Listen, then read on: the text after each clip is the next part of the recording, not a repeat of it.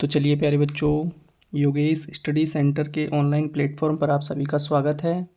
और आज हम क्लास 9th के कुछ मैथ के प्रश्न पढ़ रहे हैं जो परीक्षाओं की दृष्टि से अति महत्वपूर्ण हैं और इनके अगर आपको फॉर्मूले याद हैं तो सवाल आसानी से हो भी जाएंगे। तो चलिए, पहला जो प्रश्न है उसमें एक सर्वसमीका लगेगी। सर्वसमीका क्या है? a + b + c की होल पावर 2 बराबर क्या होता है? a का स्क्वायर प्लस b का स्क्वायर प्लस c का square plus 2ab plus 2bc plus 2ca। ठीक है, इसके बाद क्या करते हैं हम?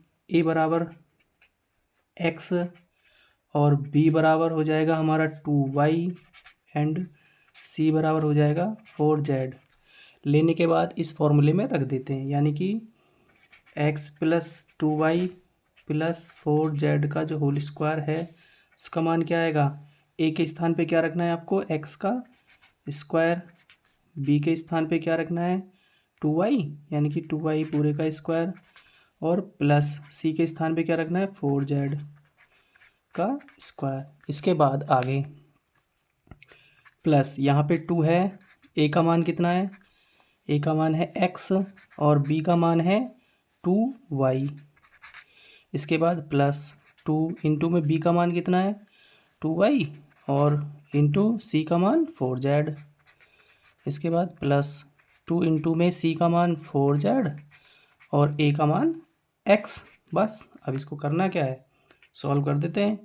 ये एक्स स्क्वायर हो गया, ये 2 का वर्ग करेंगे तो 4 हो जाएगा और इसके बाद वाई स्क्वायर प्लस 16z² हो जाएगा प्लस 2 इंटू 2 करेंगे तो 4xy प्लस 2 दूनी 4 चौके 16yz और प्लस 2 चौके 8zx। तो ये क्या आ गया? इस प्रश्न का करेक्ट आंसर आ गया। ठीक है, अब चलते हैं हम नेक्स्ट प्रश्न की तरफ। नेक्स्ट प्रश्न क्या है हमारा?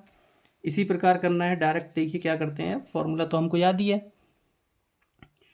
इसको करेंगे 2x का स्क्वायर प्लस कोष्टक के अंदर करेंगे -y का स्क्वायर प्लस तीसरे का करेंगे z का स्क्वायर प्लस 2 इंटू a का मान 2x है और b का मान -y है।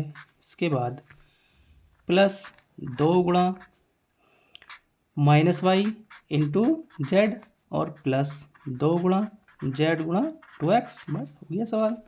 सीधा फॉर्मूला आपको खोलना है। ये हो गया 4x का स्क्वायर और जब हम किसी भी माइनस की संख्या का वर्ग करते हैं तो वो प्लस हो जाता है। y का स्क्वायर प्लस z का स्क्वायर माइनस, कैसे आया माइनस? यहाँ प्लस है और यहाँ माइनस है तो गुणा करने से माइनस आ गया। 2 की 2 में गुणा करेंगे कितना हो गया? 4, x ये वाला और y ये। इसके बाद फिर प्लस की और माइनस की गुणा करेंगे तो माइनस आ जाएगा। इस बार आएगा 2yz और जब इन दोनों की गुणा करेंगे, ये तो z है, 2 इंटू में 2 करेंगे 4zx। ये हो गया इसका इस प्रश्न का करेक्ट आंसर। ठीक है, तो देखिए नेक्स्ट प्रश्न क्या है हमारा?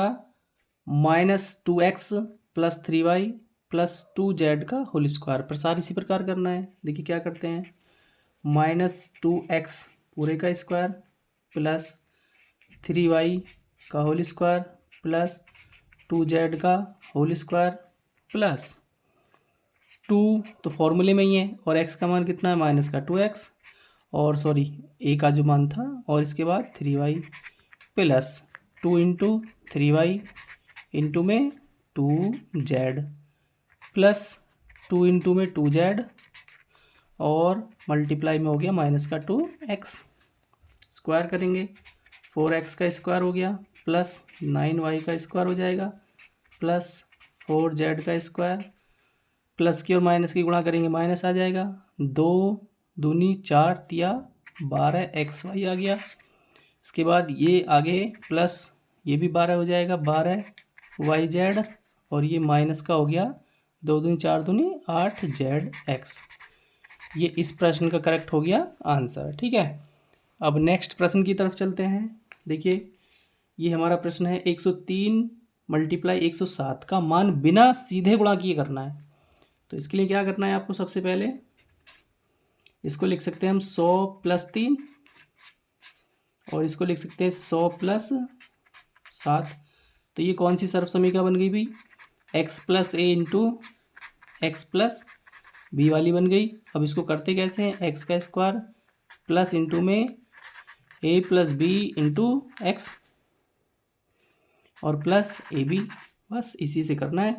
तो यहाँ क्या हो जाएगा? 100 का स्क्वायर प्लस 3+7 इंटू में 100 और प्लस 3 × 7।